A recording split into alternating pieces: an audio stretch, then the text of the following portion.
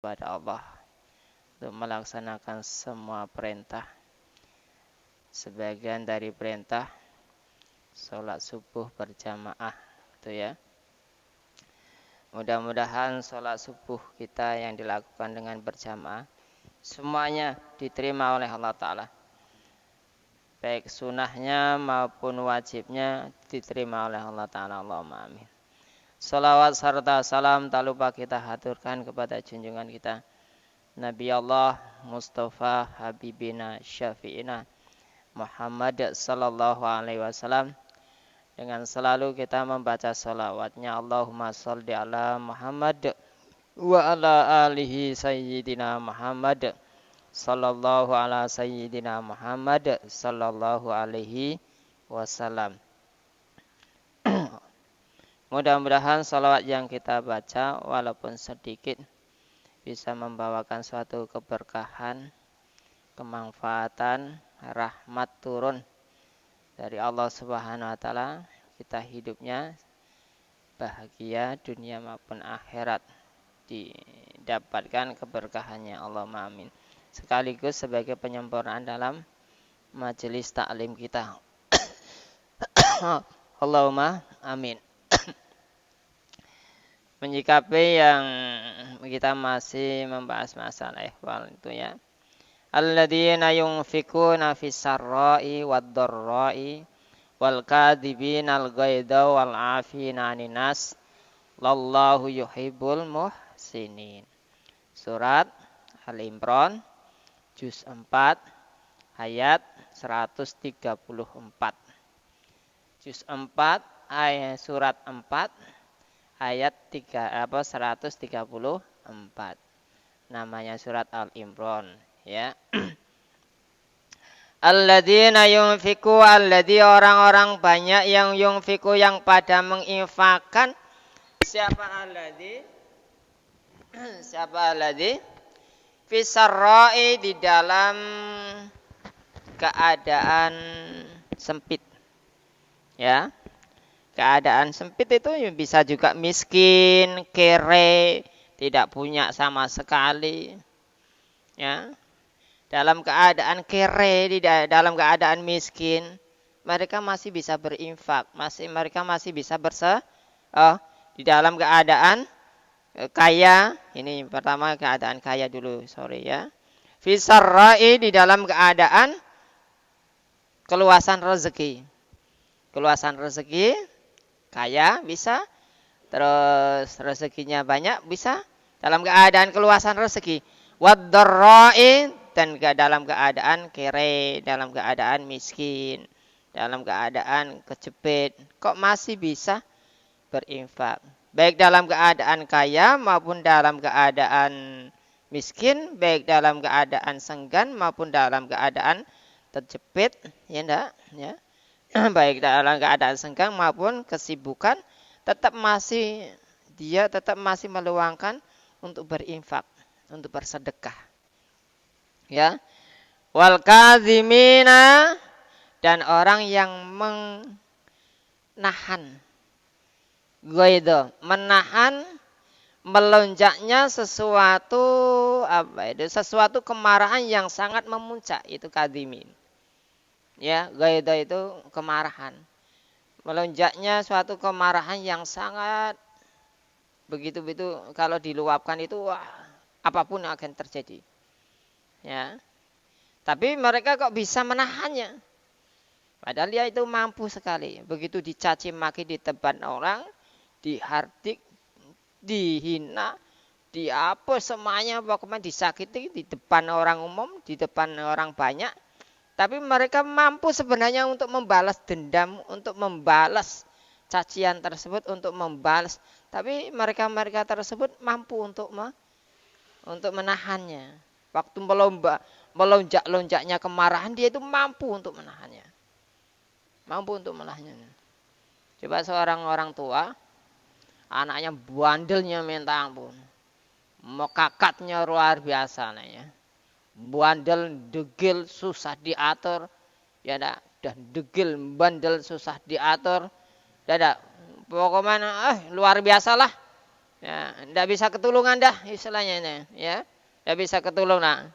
Bagaimana sikap orang tua itu begitu anaknya melihat, orang tuanya melihat kelakuannya kayak itu. Oh, memalukan di depan orang banyak. Luapan kemarahan itu luar biasa lah. Kok mampu untuk menahannya? Mampu untuk menahannya. Nah, mampu untuk menahannya. Wal afina, dan orang bisa memberikan maaf aninas kepada manusia, kepada seseorang. Yang pertama menginfakkan harta bendanya dari keadaan kaya maupun miskin, menahan kemarahan yang sudah melonjak, ya, terus pemaaf kepada manusia. Ya, wallahu yuhibbul muhsinin, dan Allah Subhanahu wa taala yuhibbul muhsinin, senang kepada orang yang berbuat baik. Ya enggak? Berinfak dalam keadaan kaya, dalam keadaan miskin, baik. Menahan perbuatan kemarahan, ya, itu baik. Memberi maaf kepada manusia, kepada sesamanya juga baik. Itu dicintai oleh Allah Ta'ala, 3 perkara itu. Dicintai oleh Allah Subhanahu wa taala. Ya. Firman-Nya yaitu orang-orang yang menafkahkan hartanya. Ini firman-Nya. Jadi orang-orang yang menafkahkan hartanya. Fil yusra wal asri. Ya. Di dalam waktu lenggang, waktu sempat, dan waktu sempit tersebut. Kaya dan miskin. Itu dia mengeluarkan harta bendanya. Fa awwalu ma dzukira min akhlaqil muttaqin al mujibati li jannati dzakara as-sakhai. Ya. Yang pertama itu memang sudah disebutkan karena hal semacam itu, sifat-sifat yang semacam itu merupakan watak atau sifat orang-orang yang muttaqin. Orang-orang yang takwa kepada Allah Ta'ala, ya ini dalam keadaan mudah, lapang, dan sulit. Pertama yang disebutkan adalah akhlak orang-orang yang bertakwa. Orang yang bertakwa itu kayak gitu sifatnya. Selalu berderma, selalu dermawan. Ada sedikit bisa berbagi, banyak pun berbagi. Itu orang yang bertakwa itu, beriman itu seperti itu. Ya, seperti itu orang yang bertakwa. Dan menyebutkan orang yang pemurah hati itu dermawan. Dan disebabkannya orang yang dermawan itulah bisa menyebabkannya dirinya masuk surga. Ya. Dermawan itu masuk surganya terlebih dulu lah daripada para alim ulama. Ya, daripada orang yang mati syahid, daripada orang yang haji mabrur. Ya. Nanti empat macam orang tersebut, 4 macam golongan ini, ya enggak? Orang mati syahid, ya, orang mati syahid, orang haji mabrur, orang yang dermawan, para alim ulama, nanti di sana diadili oleh Allah Ta'ala. Mau masuk surga itu berdesak-desakan. Duluan mau masuk surgaan ini. Malaikat Jibril yang hakimi, kula ini bah mau masuk surga. Dengan amal apa kita itu wah mau masuk surga duluan tuh. Mereka mengeluarkan argumentasi semuanya. Alasan-alasan. Sini ya dulu orang yang mati syahid tersebut. Kamu sebab apa kamu itu? Mau masuk surga duluan. Aku sih dengar-dengar dari para ulama, dari ustadz saya, orang mati syahid itu nggak ada pahalanya, surga pahalanya. Nah, kau dari siapa? Dari ulama. Nah, kalau kau dari ulama, dari kiai, dari ustadzmu, hormati ustadzmu dulu. Tunggu dulu. Panggil orang haji mabrur. Sini haji mabrur. Golongan orang haji mabrur. Kau mau kulak semuanya itu mau masuk surga duluan itu amalnya apa kamu itu?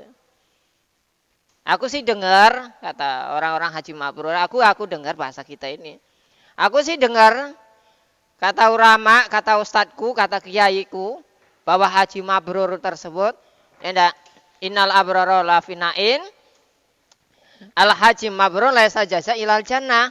Haji mabrur itu tidak ada pahalanya kecuali surga. Kata siapa? Kata ulamaku, kata kiaiku, kata ustadku. Kalau kamu, kata ulamamu, kata kiaimu, kata ustadmu, kau hormati ustadmu. Tunggu dulu. Tunggu dulu ini. Datanglah para orang-orang dermawan tersebut.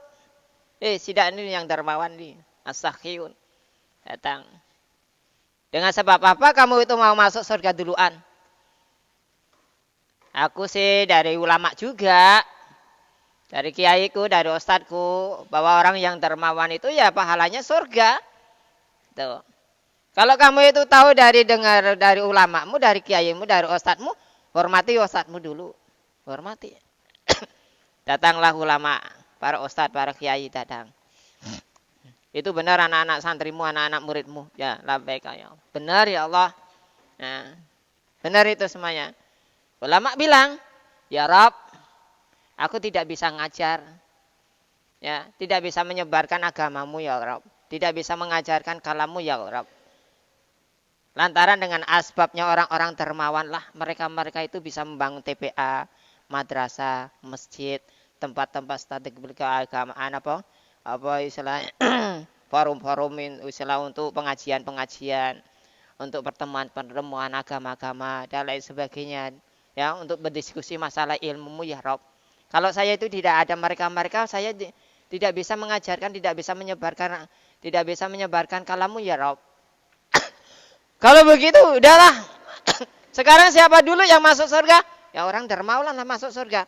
Dengan sebabmu inilah para ulama, para ustadz itu bisa berdakwah, ya. Ulama itu bisa menjabarkan kalamku, firmanku dengan sebab kamu lah memberi pengayoman, memberi tempat fasilitas tersebut. Sini orang dermawan masuk surganya duluan. Orang dermawan itu masuk surganya duluan dibanding para ulama. Ya. Jadi jangan kira gitu orang dermawan tuh. Ya, di waktu sempit, di waktu kere, di waktu kaya dermawan, di waktu kere pun juga dermawan, ya. Itu yang disebutkan dalam Al-Qur'an tersebut.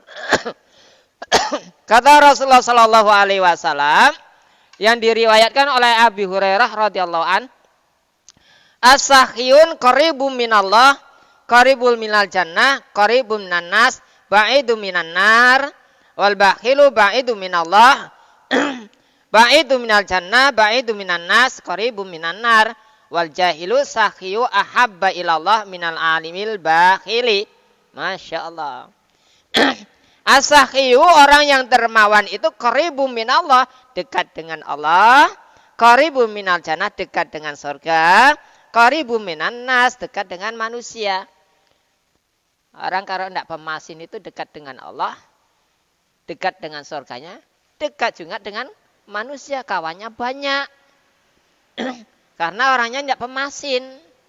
Kalau orangnya pemasin, bakhil, ya jauhlah dengan Allah. Ya.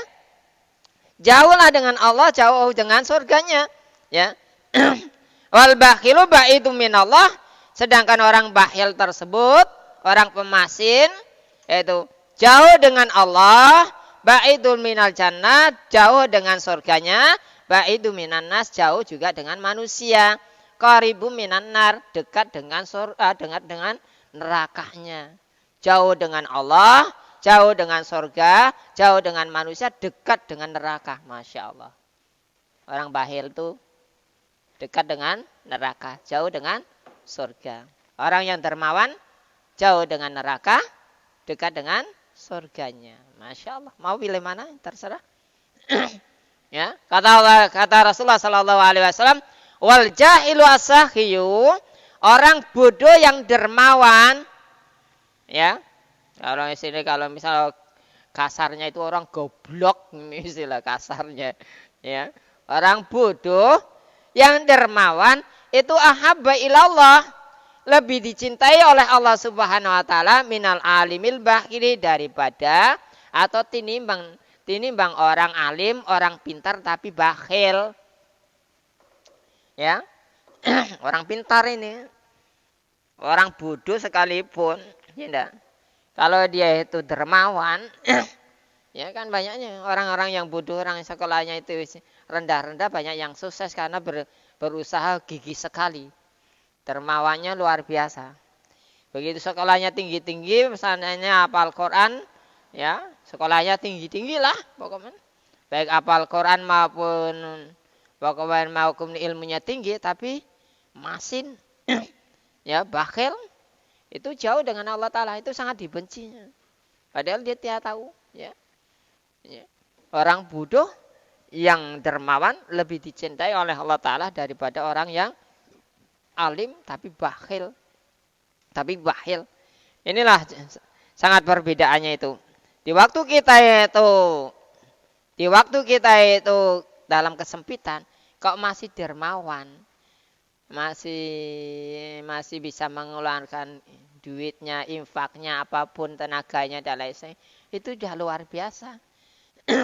100.000 bagi orang yang miskin itu sangat berharga. Ya, waktu kita miskin, kita infak 100.000. Waktu kita tidak ada duit, tidak keterbatasan dalam ekonomi kita, kita masih bisa berinfak 100.000 atau 1 juta. Itu lebih tinggi nilainya, lebih besar nilainya daripada orang kaya berinfak 10 juta. Orang kaya berinfak 10 juta karena dia kaya, mudah. Tapi kalau orang miskin mau berinfak walaupun nilainya sama, ya, nilainya duitnya itu sama, tapi nilainya di mata Allah Ta'ala berbeda. Infaknya orang kere, orang miskin 100.000 dengan infaknya orang kaya, orang yang berada 100.000, jauh nilainya lebih besar orang kere, orang miskin yang berinfak 100.000.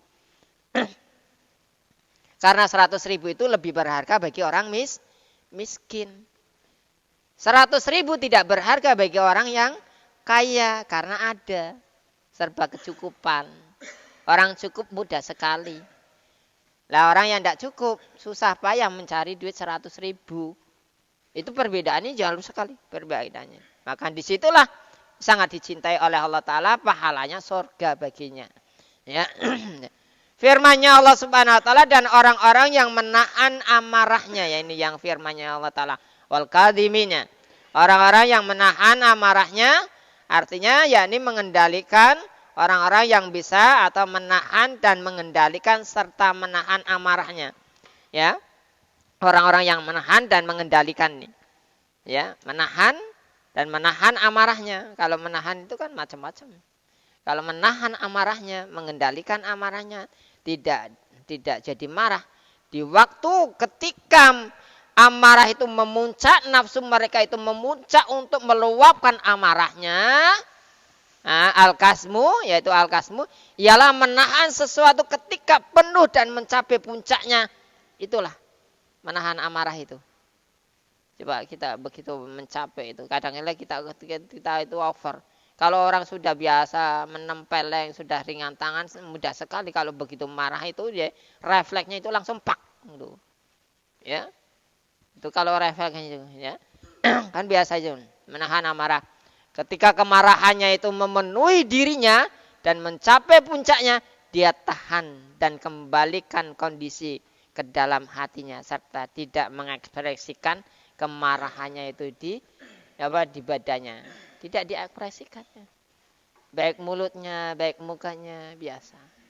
Kembalikan kondisi semula itu. Itu orang yang itu. Ya.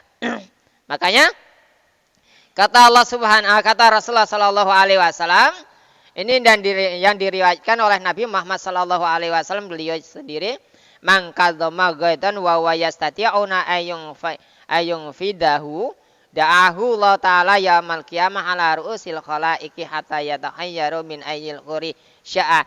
Ini hadis ini sama dengan yang pertama tadi, yang ini, ya, yang diriwayatkan yang di dalam kitab Lubab, Di sini dalam kitab Duratun Nasin pun juga disebutkan di sini. Berarti sama, ya. Sama ini. Terangannya itu sama.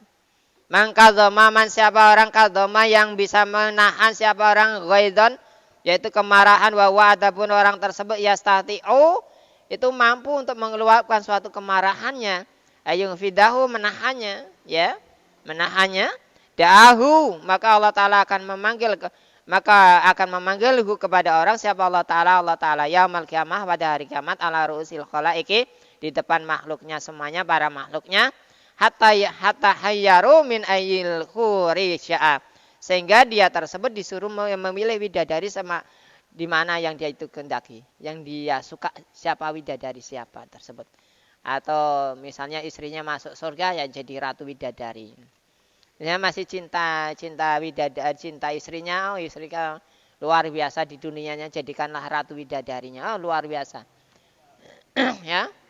Nah, bayangkan luar biasa. Siapa yang mampu mengendalikan hawa nafsunya, ketika kita itu melonjak dalam kemarahannya, Allah Ta'ala itu jaminkan dia itu untuk memilih widadari, dipersaksikan oleh para makhluknya pada hari kiamat. Masya Allah, ya, persaksikannya itu. Nah, jadi kalau marah-marah itu sama anak dan lain sebagainya, anak kita disakiti dan lain sebagainya, kadang-kadang rasanya kesal, jengkel, tapi coba kita tahan. Jangan mengekspresikan dirinya itu bahwa diri kita itu marah. Kembalikan kepada kondisi sedia semula. Rileks. Tidak usah marah. Sabar. Nah, Allah Ta'ala jaminkan itu. Yang berbicara siapa? Nabi Muhammad SAW yang berbicara. Kira-kira kalau yang ngomong, yang sabdanya Rasulullah SAW, kira-kira siapa yang tidak percaya? Bagi umat Muslim wajib kita mempercayainya. Ya, dan itu insya Allah pasti, ya, tidak diragukan lagi. Ya, kalau mau membuktikan mati duluan, ya, di situ. Itu sudah dipastikan akan disuruh memilih widadari yang dia kehendaki, yang dia cintai, yang dia mau tersebut. Silakan pilih widadari mana yang kau mau. Nah, ya, jaminannya widadari, masya Allah. Firmanya. Dan firmanya memaafkan, ya, wal afina aninas, yaitu memaafkan kesalahan orang, yakni dari orang yang menganiaya dan menyakiti mereka. Di waktu kita disakiti orang, ya, ingin membalas dendam dan lain sebagainya untuk membalasnya, menyakitinya, kok kita itu mampu memaafkannya. Begitu kita itu disakiti hatinya, kita mampu memaafkannya. Tapi kadang-kala orang kalau disakiti itu luar biasa aja. Sakitnya tergores pisau, tergores pedang, ditusuk pisau tersebut tidak seberapa. Tapi kalau sakitnya hati lah luar biasa. Ya, luar biasa. Sakitnya hati itu luar biasa. Mencium baunya, kantatnya saja itu tidak mau. Kalau orang yang sudah disakiti hatinya. Apalagi melihat orangnya. Kadang-kadang orang kalau sudah disakiti hatinya lewat jalan di depan rumahnya saja tidak mau. Saking bencinya gitu, Pak. Karena saking disakiti hatinya itu jadi benci, timbul amarah kebencian tersebut. Ya. Pada waktu itu kok mampu memaafkannya, tidak membalasnya. Belapang dada memaafkannya. Atau lebih bagusnya lagi sebelum dia itu meminta maaf, kita sudah memaafkannya. Itu sudah memaafkannya. Maka inilah orang-orang yang berbuat baik, inilah yang dicintai oleh Allah Ta'ala. Jaminannya suruh milih surga loh. Suruh milih surga, bayangkan. Suruh milih widadari. Kalau surga kan sudah dipastikan masuk, ya. Karena apa? Suruh milih widadari kan kita sudah pasti sudah masuk surga. Ya. Kalau kita sudah dilamarkan oleh Allah Subhanahu wa taala widadari, berarti kita sudah masuk surga. Jadi sudah dipersilakan, silakan masuk surga. Silakan masuk surga gitu. Masya Allah. Ya. Ini kata Nabi Muhammad sallallahu alaihi wasallam, wallahu yu'alfi, ya. Wal kadhimi ghaidha, al-bakhiru mila nafsi wala yadharu ala walakin dulu, ya. Ala pun tangsil rajul ala dinil khalil. Terus wallahu yuhibbul muhsinin, yaitu Allah Taala itu senang kepada orang yang berbuat baik. Mu'alimul Tangzil, hada Mu'alimul Tangzil di dalam kitab Mu'alimul Tangzil, ya. Al mar'u ala dini khalili falyangdur ahadukum ila man yukhalilu fatlub rafiqan fi amri dinika wa dunyahu. Ya, wa dunyaka. Nih. Kata Rasulullah sallallahu alaihi wasallam, ya. Al mar'u ay rajulu ala dinil khalili. Nah, ini ya, jadi hati-hati di sini ya. Nah, orang-orang mau bergaul ini ya. Kata Rasulullah sallallahu alaihi wasallam, al mar'u seorang laki-laki maupun perempuan ala dinil khalili, ya, mengikuti agama yang dicintainya. Artinya mengikuti apa yang mereka itu cintainya. Makanya kan kalau ada hadis mengatakan man tasyabbaha biqaumin fahuwa minhum, barang siapa yang menyerupai kaum, dialah itu kaum sendiri, itu kaum itu sendiri. Artinya orang-orang yang menyerupai tabiatnya kaum, yaitu tak rubahnya seperti dia lah. Orang berbuat jahat, dijahati sama orang. Kalau kita itu kalau dijahati sama orang, terus kita berbuat jahat, tak ubahnya kita kurang lebih ya. Tidak ada bedanya. Orang yang berbuat jahat dengan kita menjahati orang itu tidak ada bedanya. Sama-sama jahatnya kita itu. Lah kalau kita itu dijahati orang, terus kita berbuat baik kepada orang, lah itulah baru.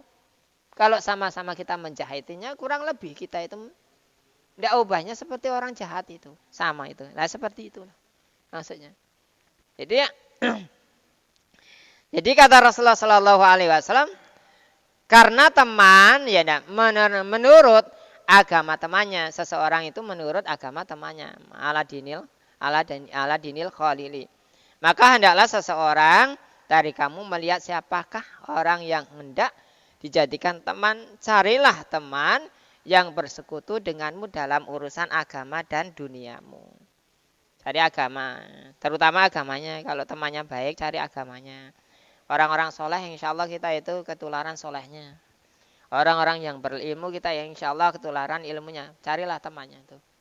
Pasti kalau kita itu kawan ditanyai, kawanmu siapa? Walaupun kita seorang orang alim, orang yang soleh, kalau kawannya pada bergojalan, peminum, pemabuk, pengekstasi dan lain sebagainya, pasti di situ sorotan masyarakat itu kurang baik.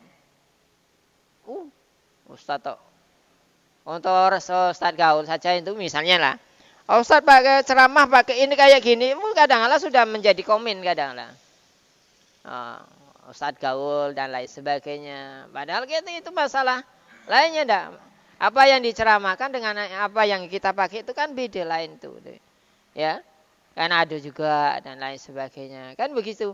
Jadi di situ disorot dari letak daripada orang-orang pergaulannya tersebut. Pasti itu. Orang siapa? Orangnya kok pintar ya?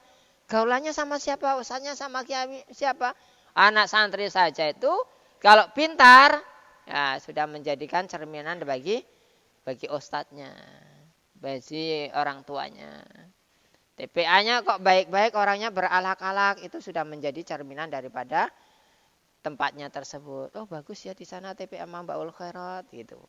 Itu pasti udah merupakan jadi sorotan, menjadi sorotan tersebut. Anak siapa ya akhlaknya baik? Oh bagus. Orangnya gak kuat ibadah, orangnya gak soleh. Pantas mah orang tuanya lemah lembut, jadi anaknya pun lemah lembut. Itu biasa itu, jadi sorotannya. Jadi sorotnya. Jadi disinilah letaknya itu. Ya, letaknya di sini. Letaknya di sini. Maka kita itu disuruh mencari kawan-kawan yang sekiranya baik maupun dunia maupun agamanya maupun dunianya kita cari. Orang-orang agama Islam kok bergaul dengan orang-orang misalnya orang-orang yang misalnya orang-orang yang berbuat syirik dan lain sebagainya, itu kan sudah pasti kan disorotnya. Memang kita itu tidak membatasi masalah kalau begitu kita itu tidak bisa toleransi bisa sebatas kemanusiaan, tapi masalah ubudiyah kita tidak bisa toleransi. La a'budu ma ta'budu wala antum a'bidu nama a'bud. Aku tidak menyembah apa yang kamu sembah, dan kamu pun tidak bakalan menyembah apa yang aku sembah. Maka batasannya lakum dinukum waliyadin. Agamamu ya agamamu, agamaku ya agamaku. Udah kau aku. Kalau masalah kemanusiaan kita masih tetap bergaul silaturahmi. Begitu caranya. Batasnya di situ. Ya, kalau kamu berbuat bagus, berbuat baik, kamu akan kami kawani. Apapun bentukmu akan kami kawani. Tapi kalau sementara kamu itu misalnya masih minum homer, masih berbuat minum-minum apa, makan-makan ekstasi dan lain sebagainya, nah kami jauhi dulu. Manakala kamu itu masih sudah sadar, bolehlah kamu berkawan dengan aku. Nah kamu kalau belum sadar perbuatan kayak itu, nah jauh-jauhlah. Takut saya itu tidak bisa menahan diriku, lalu terjerumus mengikuti kebiasaanmu tersebut. Jadi saya takut. Nah, maka aku jauhilah. Menjauhi itu bukan membenci kamu, karena perbuatanmu. Bukan membenci kamu manusianya, tapi karena perbuatanmu lah yang aku khawatir suatu saat saya tidak mampu untuk menahan imanku, aku bisa terjerumus di situ. Nah, begitu. Ya.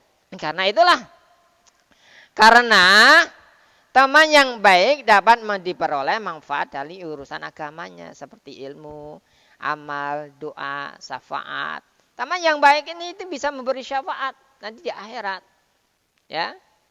Teman yang baik di waktu kita itu meninggal dunia, keluarga itu tidak bisa mendoakan kita. Teman yang baik, teman yang ustadz misalnya kiai bisa mendoakan, bacakan doa. Itu pasti kan didoakan. Coba kalau tahlilan, pasti memanggil ustadznya. Pasti memanggil orang-orang yang pandai berdoa. Ya enggak? Pasti memanggil kiainya dan lain sebagainya. Padahal kiainya enggak dengar. Enggak kenal. Ustadznya enggak kenal. Tapi karena sebabnya anak-anak turunnya tersebut, anak cucunya itu kenal dengan ustadznya, akhirnya ustadz itu dipanggil mendoakan beliau lah yang sudah meninggal tersebut. Padahal anaknya yang kenal. Ya, anak turunnya, cucunya yang kenal. Dia tidak kenal ustadznya. Tapi dengan sebab anaknya kenal, akhirnya didoakan sama ustadznya. Ya, bisa memberi manfaat, bisa jadi. Nanti di akhirat Allah Ta'ala berikan mandat. Itu kenalan anak cucunya. Misalnya, ustadzku masuk surga. Ya, Ustadz, tolong aku, tolong. Ya Rob, itu bekas itu. Walaupun sedudukan itu dia itu enggak. Walaupun sebentar duduk dengan aku, tapi pernah duduk dengan aku itu mendengarkan ilmu tersebut. Tolong ya Rob, syafaati. Dan dia itu tidak terima. Bapaknya itu, ya Rob, aku tidak terima kalau masuk surga dengan ustadzku, tapi mau membawa orang tuaku.